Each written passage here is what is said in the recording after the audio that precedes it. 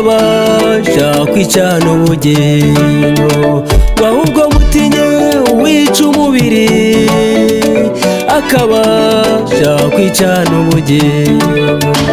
Witinyishwa n'uwica umubiri atabasha kwicana ubugingo, ahubwo mutinye wica umubiri akabasha kwicana ubugingo.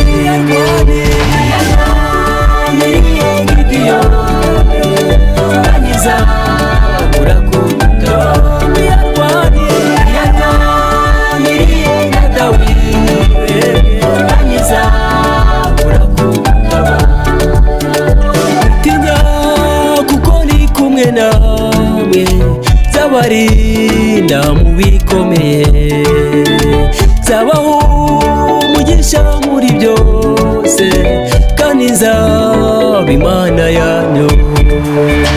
Mwitinya kuko ndi kumwe namwe, zabarinda mu bikomeye, zabaho umugisha muri byose, kandi nzaba Imana yanyu.